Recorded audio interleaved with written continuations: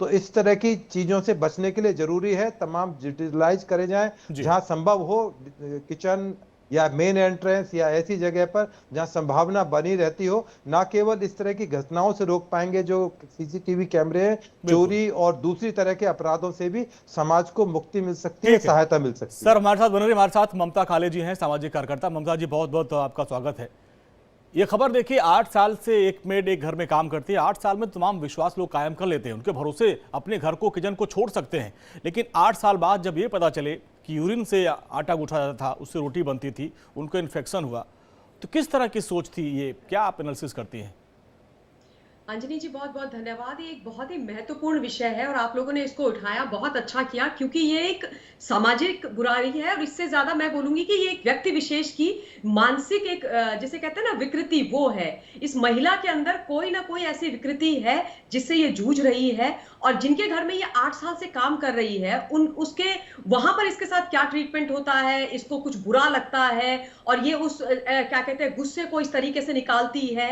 तो ये सारी चीजें भी देखने और समझने की बातें हैं। लेकिन जो कुछ भी हो अंजनी जी, कुछ भी हो, जी। उसको इस प्रकार की हरकत करनी नहीं चाहिए। मतलब ये बहुत ही इसको सोच के भी इट इज सो अनहाइजेनिक ना, मतलब सोच के भी इतनी गंदी फीलिंग आती है कि आप किसी की पेशाब से गुंथे हुए आटे की रोटियां न जाने कितने सालों से खा रहे थे, और बेचारा परिवार इस महिला के ऊपर अपना पूरा विश्वास बना करके रखा हुआ था। उसको उन्होंने एक तरीके से अन्नपूर्णा अपने घर में बना के रखा था कि किचन उसके पास थी, पूरी जिम्मेदारी उसके पास थी, और ये उस विश्वास का नाजायज फायदा उठा रही थी। हो सकता है उसको उनका व्यवहार कहीं पर कुछ बुरा लगता हो, बुरा लगता था तो बोल देना चाहिए था, काम छोड़ करके चले जाना चाहिए था। ये तो कोई तरीका नहीं होता है कि आप किसी के साथ इतना घटिया और इतना शर्मनाक कृत्य करें।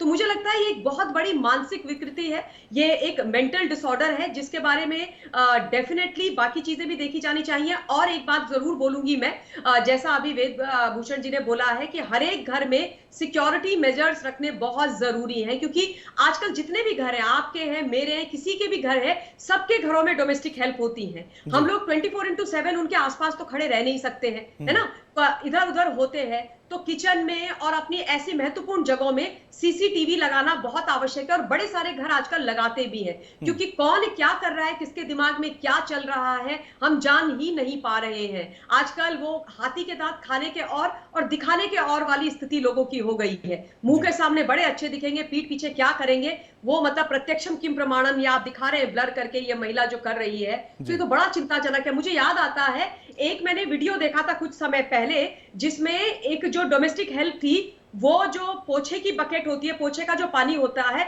उसमें पेशाब करके पूरे घर के अंदर पोछा लगा रही थी जी। तो सोचिए आप, क्या मानसिकता है ये।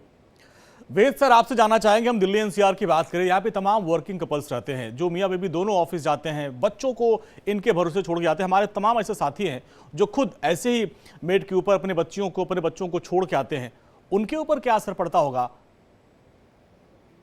जब बच्चों को, परिवार को पता लगता है तो एक मेंटल ट्रॉमा के अंदर एक आता है सारा परिवार के, हम किस तरह का खाना अब तक इस नौकरानी के बनाए के खा रहे थे। तो इसके लिए जरूरी है कि एक मैसेज देने की जरूरत है सरकार को, पुलिस को, प्रशासन को। अभी जैसे मैंने बताया कि एक अध्यादेश लाया गया है 2024 के लिए कि कोई भी थूक या इस तरह की कंटेमिनेशन करेगा खाने के अंदर, फूड के अंदर, तो उसके लिए उसको 10 साल तक की सजा हो सकती है। तो इस नौकरानी को कम से कम एक प्रिवेंटिव अरेस्ट जरूर इसकी होनी चाहिए। चाहे पहले हमारे यहाँ जिस तरह से 107-51 का एक प्रोविजन था, वो आज भी नए कानून में, भारतीय नागरिक सुरक्षा संहिता में वो मौजूद है, क्योंकि ये कॉग्निजेबल ऑफेंस कर सकती है। इस तरह की मानसिकता की महिला कोई भी ऑफेंस में इन्वॉल्व हो सकती है, अपने मालिकों के खिलाफ, अपने जो मालिक के बच्चे हैं, उनकी पत्नी है। तो जरूर इसको एक लेसन देने के लिए और समाज में एक मैसेज जाने के लिए उत्तर प्रदेश पुलिस को चाहिए कि इस महिला के खिलाफ बहुत स्ट्रॉन्ग मैसेज दें, कम से कम उसको प्रिवेंटिव अरेस्ट करें, जिससे कुछ समय तक उसको जेल में रखा जा सके और समाज में एक मैसेज जाए कि यदि किसी तरह की इस तरह की कार्रवाई यदि किसी और महिला ने की तो उसके खिलाफ जेल भी जा सकती है। तो ये मैसेज देना जरूरी है। जो आपका वीडियो है, मैं समझता हूं कि उत्तर प्रदेश की कम से कम गाजियाबाद के कमिश्नर साहब, नोएडा के कमिश्नर साहब के पास जरूर इसको भेजा जाए, जिससे कि उस महिला के खिलाफ एक स्ट्रॉन्ग एक्शन लेके समाज में एक मैसेज दिया जा सके कि पुलिस और प्रशासन इस चीज के लिए सजग है। हालांकि हेल्थ डिपार्टमेंट भी इसके लिए, उनके यहाँ तमाम तरह के प्रोविजंस हैं। इस तरह की कोई कंटेमिनेशन या इस तरह की इनहाइजेनिक चीजों को फूड के अंदर एडल्ट्रेशन करता है तो वो एक ऑफेंस की कैटेगरी में है। परंतु पुलिस की भी चूंकि ये रिपोर्टेड मैटर हो गया है, पुलिस ने कॉग्निजेंस ले लिया है इस मामले का, इसमें जरूर एक्शन लिए जाने की जरूरत है जिससे समाज में और लोग इस तरह की हमारी सहयोगी मोनिका ग्राउंड जीरो पर है, उसी सोसाइटी में है। मोनिका, उस परिवार को कब ये पता चला कि उनके परिवार की जो तबीयत बिगड़ रही है, जो संक्रमण बढ़ रहा है, उसका कारण ये यूरिन है? ये कब उनको पता चला और कैसे पता चला, जरा बताएं। अश्विनी, सबसे पहले आपको बता दूं कि पिछले 1 महीने पहले उन्हें बहुत ज़्यादा सभी को पेट में दर्द होने लगा। हालांकि ये दर्द पिछले 3 महीने से सभी को हो रहा था, लेकिन जब परिवार के सभी लोग अचानक बीमार पड़ने लगे तो वो डॉक्टर के पास गए और डॉक्टर ने कहा कि ज़रूर खाने में आप कुछ ऐसी चीज़ का इस्तेमाल कर रहे हैं जो बहुत हानिकारक है, इस वजह से सभी को पेट दर्द की प्रॉब्लम हो रही है और लीवर भी आपका डैमेज हो सकता है, क्योंकि लंबे समय से आप जो है वो बाहर की चीज़ें या फिर गंदगी खा रहे हैं। तब परिवार के सदस्यों ने कहा कि हम बाहर की चीजें नहीं खाते और खासकर बच्चों को तो बिल्कुल नहीं खिलाते। फिर क्या वजह है कि सब लोग बीमार पड़ रहे हैं? सभी को एक ही समस्या, पेट में इतना ज्यादा दर्द होता था कि रात को नींद भी नहीं आती थी। इसके बाद जब उन्होंने पड़ताल की कि आखिर क्या वजह हो सकती है, क्योंकि खाना तो हम घर का खाते हैं, तब उन्होंने अपने किचन में सीसीटीवी लगाया और उसके बाद ये बात की। हालांकि उन्होंने जो उनके घर पर हेल्पर थी रीना, उससे बात की तो रीना ने कहा कि ये बहुत ही गलत काम है और वो कभी सोच भी नहीं सकती, सपने में भी नहीं सोच सकती कि वो ये काम करेगी। लेकिन जब उसे फुटेज दिखाया गया तो रीना ने कुछ भी कहने से इनकार कर दिया। हालांकि इस पर यह भी कहा जा रहा है, सोसाइटी के लोगों का यह भी कहना है कि ये एक मानसिक बीमारी हो सकती है, क्योंकि कई बार हम किसी पर गुस्सा निकालने के लिए। मोनिका, जरा ये भी बताएं कि आपने बताया जैसे कि रीना सिर्फ इन्हीं क्या नहीं और भी घरों में काम करती थी, क्या कहीं और से भी कोई शिकायत ऐसी मिली थी? आप वहां ग्राउंड जीरो पर है। जी अश्विनी, रीना इस घर के अलावा 5 घरों में और काम करती थी, यानी कि एक सोसाइटी में वो 6 घरों में काम किया करती थी। बाकी लोगों का कहना है कि उसका बर्ताव ठीक ही था, हमें कभी ऐसा पता नहीं चला, लेकिन जब ये खबर सामने आई तो सभी ने कहा कि अब हम बिल्कुल काम नहीं करवाएंगे। और साथ ही सोसाइटी के लोग बहुत डरे हुए हैं, क्योंकि जैसा कि आपने बताया कि अधिकतर लोग पति पत्नी दोनों ही काम करते हैं और घर का पूरा जिम्मा जो है वो हेल्पर के ऊपर होता है। अब हेल्पर यदि यही काम करेगा तो आसपास के लोग भी डरे हुए हैं कि हमारे घर का जिम्मा भी होता है। अब उनका ये कहना है कि हम भी सीसीटीवी लगाएंगे या फिर घर का कोई एक सदस्य हर वक्त हेल्पर पर नजर रखेगा, यानी कि पीठ पीछे जो चाबी दे देते थे घर की या पूरी जिम्मेदारी उन्हें देते थे, अब उससे वो बचेंगे।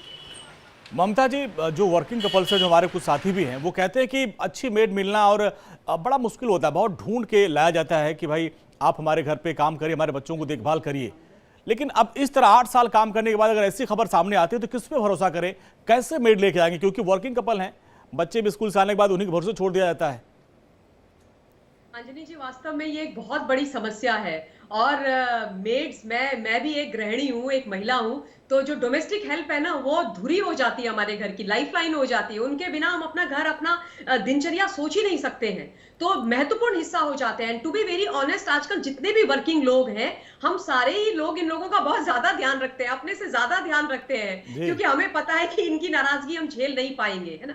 और ऐसे में ये महिला जो 8 साल से इस घर के अंदर काम कर रही थी, उसने क्यों इनके साथ ऐसा किया है, ये समझ से परे है, क्योंकि ये बहुत ही घटिया कृत्य है। और मैं बार बार यही बोलूंगी कि ये एक प्रकार की मानसिक बीमारी है, इसको कोई ना कोई इन लोगों से चिढ़ थी, लेकिन ये बहुत डेंजरस है। मतलब आज ये पेशाब में, खाने में पेशाब मिला रही है, कल ये चोरी भी कर सकती थी, कल ये बच्चों के साथ मार पिटाई भी कर सकती थी, उनको कुछ और भी दे सकती थी। तो वास्तव में भरोसा तो किसी पर किया ही नहीं जा सकता, स्पेशली ऐसी जब चीजें देखते हैं। तो खाली महत्वपूर्ण ये है कि इनके बिना काम भी नहीं चलेगा, तो समाज में लोगों को अब अपनी सिक्योरिटी अपने हाथ में लेनी पड़ेगी। सीसीटीवी कैमरा जैसी चीजों को अपने घर में इंस्टॉल करना पड़ेगा, क्योंकि इनके भरोसे तो आप घर को छोड़ ही नहीं सकते। और एक चीज जरूर बोलूंगी कि हाँ, इस महिला को सजा जरूर मिलनी चाहिए, ताकि एक एग्जाम्पल सेट हो कि यदि कोई भी इस प्रकार से किसी के साथ करता है, ये मूत्र थूक जियात, तो भाई उसको बख्शा नहीं जाएगा, उसको सजा अवश्य मिलेगी। वेद सर, एक चीज समझना चाहेंगे, जैसे मैं किसी नई सोसाइटी में गया और वहां पे हमको मेड चाहिए, तो हम वहीं अगल बगल वाले से पूछते हैं ना, भाई सर आपके यहाँ कोई आती हो तो हमारे यहाँ लगवा दीजिए। तो कैसे उसको वेरीफाई करें, उसका कल्चर क्या है, उसका नेचर क्या है, कैसे उसके बारे में हम करें? या फिर कोई एजेंसी के थ्रू जो हम लाते हैं उनके ऊपर इसकी जिम्मेदारी आएगी? अगर कोई महिला इस तरह से हरकत करती है तो किसको हम पकड़े? देखिए, इसमें सबसे बेस्ट तरीका है कि जिस तरह सीसीटीवी है या क्रॉस चेक करना कि हेल्प जो डोमेस्टिक हेल्प है या सपोर्ट के लिए इस महिला को रखा गया है या लड़के को रखा गया है, उसको अचानक रैंडमली हम चेक करें, उस पर निगाह रखें कि किस तरह की उसकी एक्टिविटीज है, किस तरह की चीजों में इन्वॉल्व है, किस तरह की उसकी मानसिकता है। समाज में आज ऐसी जरूरत आन पड़ी, जैसे ममता काले मैडम बता रही थी, आजकल बीवी नाराज हो जाए तो चल जाएगा, मेड नाराज नहीं होनी चाहिए, क्योंकि मेड नाराज होगी तो आपका सारा सिस्टम गड़बड़ा जाएगा। आपके बच्चे स्कूलिंग जाना, उनकी नौकरी जाना, आपको अपने आप को तैयार करना नेक्स्ट टू इम्पॉसिबल है। मैं और मेरी वाइफ यहाँ अकेले रहते हैं दिल्ली के अंदर, हमारा तो काम चल ही नहीं सकता इसके बिना, बेटा ऑस्ट्रेलिया रहता है। तो ऐसे हालात के अंदर सभी के घर में ऐसे हालात हैं, ऐसे हालात के अंदर केवल एक ही तरीका है कि हम अपने तरीके से, हर एक की घर की सिचुएशन अलग अलग होती है, कोई किसी टाइम जाके क्रॉस चेक कर सकता है, रैंडम जाके चेक कर सकता है। जो मेड है या जो हेल्पर हम लोग हायर करते हैं, इनके लिए कोई नियम, कोई कानून है कि इनको कहां से हम हायर करें, कैसे इनके ऊपर कोई तो एजेंसी होगी जो कहेगा नहीं भाई हम वेरीफाई कर रहे हैं ये लोग अच्छे हैं, कुछ कैसे कहां से देखिए इसके लिए, हाँ इसके लिए जब भी आप मेड सर्वेंट रखें, उसकी सर्वेंट वेरिफिकेशन होती है, हर स्टेट के अंदर होती है। दिल्ली में तो इसके लिए प्रॉपर सिस्टम है, ऑनलाइन सिस्टम है। आप उस मेड का, पर लोग डरते हैं कि मेड की वेरिफिकेशन कराई तो मेड नाराज होकर ना चली जाए, उसके घर पे पुलिस वाले जाएंगे, पूछेंगे कि ये इसके पीछे कोई रिकॉर्ड तो नहीं है, कहाँ की रहने वाली है। तो ये लोग प्रेफर नहीं करते कि मेरे घर पे कोई पुलिस वाला जाए या पूछताछ करे। तो ये एक अपने आप में एक टेक्निकल प्रॉब्लम है और बहुत बड़ा चैलेंज है मेरे और आप तमाम लोगों के लिए कि किस तरह से मेड की वेरिफिकेशन की जाए। सपोज मेड बिहार की रहने वाली हैं या छत्तीसगढ़ की रहने वाली हैं, तो फिर आप समझ लीजिए नेक्स्ट टू इम्पॉसिबल है, फिर राम भरोसे गाड़ी है। तो इसका तरीका यही है कि जिसको आप हायर कर रहे हैं उसको पूरी एक वेरिफिकेशन करें, उसकी फोटोग्राफ लें, उसके फिंगरप्रिंट ले लें, यदि हो सके तो अपने तौर पर जो भी मिनिमम प्रिकॉशंस आप ले सकते हैं मेड को रखते टाइम वो ले लें। बाकी जो तमाम चीजें हैं आज डिजिटल टाइम में, आप अपने मोबाइल में हर टाइम 24 घंटे मेड पर कंट्रोल कर सकते हैं, चेक कर सकते हैं अपने मोबाइल में, ऑफिस में बैठकर, गाड़ी में बैठकर, किस एयरपोर्ट पर बैठकर चेक कर सकते हैं मेरे घर में क्या चल रहा है। आजकल तो लोग अमेरिका में बैठ के अपने इंडिया में देखते हैं कि मेरे घर में मेरी पार्किंग में कौन गाड़ी पार्क करके जा रहा है। तो इट्स वेरी इजी, पर थोड़ा सा इसके बारे में जागरूक होने की जरूरत है। और आपका प्रोग्राम है, मेरा समझता हूं कि सभी लोग इसको पसंद करेंगे, क्योंकि आम आदमी की जिंदगी से, आम आदमी की फैमिली से जुड़ा हुआ सवाल है। तो जरूर इस तरह की चीजें समाज के अंदर जाएंगी और एक बहुत बड़ा मैसेज जरूर जाएगा। बिल्कुल ममता जी, देखिए जैसे कि सर ने भी बताया कि उनके यहाँ भी बिना मेड के काम नहीं चलता, आपके यहाँ भी, हम सबके यहाँ लगभग उनकी ज़रूरत पड़ गई है। तो ऐसे में कई बार इनकी नाराज़गी झेलना भी हम लोगों के लिए काफ़ी मुश्किल होता है। तो ऐसे में इनको हायर करने से पहले क्या सावधानियां बरती जाए? क्या इसके लिए सोसाइटीज़ में कोई एजेंसी होती है कि भाई हम नए आए हैं, हमको एक मेड चाहिए, हमको हेल्पर चाहिए, उनके थ्रू लिया जाए जो थोड़ा गारंटी दे कि नहीं ये है, अच्छी है, साफ़ सुथरी है और इस पर भरोसा कर सकते हैं? अंजनी जी, यूजुअली जितने भी हाई राइज सोसाइटी में लोग रहते हैं वहां पर एक सिस्टम होता है कि जो मेड डोमेस्टिक हेल्प्स आती हैं उनका बाकायदा जो सिक्योरिटी एजेंसीज जो होती हैं उनके तहत रजिस्ट्रेशन होता है, रजिस्टर उनको कराया जाता है और जिसमें उनके नाम, नंबर, उनके एड्रेस, उनके आधार कार्ड वगैरह हर एक चीज की कॉपी होती है। और उसके बाद ये भी डेटा दिया जाता है कि ये कितने घरों में काम करती है, कितने बजे से कितने बजे तक ये सोसाइटीज के अंदर में रहती हैं। तो ये तमाम चीजें, इस प्रकार के वेरिफिकेशन जिन डोमेस्टिक हेल्प की हुए होते हैं, मुझे ऐसा लगता है कि उन्हीं लोगों को हायर करना चाहिए। रेंडमली अगर आप किसी को भी उठा करके लेके आ जाएंगे तो फिर ये तो बहुत बड़ी मतलब कहते हैं ना, अपने आप अपने लिए मुसीबत बुलाने वाली बात है। और उसके अलावा इंडिविजुअली भी जो इनके आधार कार्ड वगैरह की कॉपीज होती हैं उनको भी अपने पास रखना चाहिए, क्योंकि ये तो एक चीज हमने देखी है कि मूत्र जिहाद इस महिला ने घर में कर दिया है। उसके अलावा बाकी सिक्योरिटी के भी कारण होते हैं ना, परिवार में जिनके छोटे बच्चे हैं, जो वर्किंग है, दोनों हस्बैंड एंड वाइफ को चले जाते हैं, बच्चे पीछे से हैं, तो फिर ऐसे में आपके पास जो भी व्यक्ति, महिला पुरुष काम कर रहा है, उसके इंपॉर्टेंट जो डॉक्यूमेंट्स हैं वो हमेशा होने चाहिए। और मैं भी ये एडवाइस करूंगी, मतलब जरूर बोलूंगी और आपके माध्यम से तमाम लोगों को बोलूंगी, आपके दर्शकों को, कि प्लीज जो भी ऐसे लोग हैं जिनके घर पूरी तरीके से इन लोगों पे डिपेंडेंट है, सीसीटीवी इंस्टॉल कीजिए। और सीसीटीवी जो आप इंस्टॉल करते हैं उसका जो ऐप है वो आपके फोन पर होना चाहिए और उस पे आपका पूरे ऐसे एंगल से होना चाहिए कि आपको हर समय सारी चीजें दिखाई दे सके और आप उनके ऊपर चेक करते रहें। ये बहुत ज्यादा जरूरी है, क्योंकि अदरवाइज कोई और मैकेनिज्म नहीं है। पुलिस वेरिफिकेशन होता है, बिल्कुल होता है, वो भी पुलिस वेरिफिकेशन आप अपने लेवल पर भी करवा सकते हैं, क्योंकि मुझे नहीं लगता कि कोई भी लेकिन ममता जी, पुलिस वेरिफिकेशन हो गया, लेकिन किसी के दिमाग का वेरिफिकेशन कैसे होगा? उसके दिमाग में क्या चल रहा है, उसको कैसे हम लोग कर पाएंगे? नहीं हो सकता अंजलि जी, वही तो मैं कह रही हूँ कि दिमाग का वेरिफिकेशन तो हो ही नहीं सकता है, तो इसलिए अपना बचाव करना पड़ेगा। मुझे तो ये खबर सुन करके, जब आपके चैनल से मुझे फोन आया और जब खबर बताई गई, तो मैं खुद ही थोड़ी देर के लिए हिल गई अंदर तक कि ये क्या खबर है। और जब मैंने वो खबर देखी तो मुझे इतना बुरा लगा और परिवार के लिए बहुत दुख हुआ कि मतलब क्या झेल रहे हो, क्या खा रहे हैं। मन में गंदी सी फीलिंग आने लगी कि इतना कंटामिनेटेड फूड आप खा रहे हो, इतना अनहाइजीनिक आप खाना खा रहे हो, और आप सोच रहे हो कि आहा हम तो घर में बैठ के बड़ा हाइजीनिक खाना खा रहे हैं, बाहर से भी नहीं मंगा के खा रहे हैं। तो मतलब ये डरावना है, ये बहुत डेंजरस है। बिल्कुल। और ममता जी, आपको मैं बताऊं कि उस परिवार की स्थिति क्या होगी। मोनिका हमारी एंकर, हमारे संवाददाता वहां पे हैं, उन्होंने बहुत कोशिश की कि उनको उस चर्चा में शामिल किया जाए, लेकिन वो लोग नहीं आना चाहते हैं फ्रंट पे। वो बोले हम लोग बोलने की स्थिति में नहीं है। मोनिका, इस पूरे मामले में अब पुलिस की तरफ से क्या शिकायत दर्ज की गई? आपने कहा कि उसको गिरफ्तार किया गया है। किस तरह का टॉर्चर इस परिवार ने सहा इस मेड को लेकर?